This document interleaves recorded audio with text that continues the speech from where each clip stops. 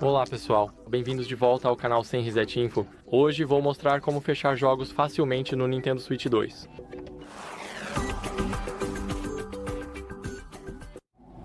Então deixe-me abrir um jogo. Vamos clicar em OK. Agora, tudo o que precisamos fazer é esperar o jogo ligar. Vou mostrar para vocês como sair assim que o jogo carregar. Então, vejo vocês daqui a pouco.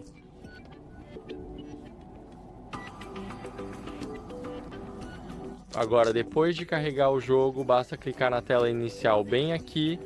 E agora, como vocês podem ver, nosso avatar está jogando.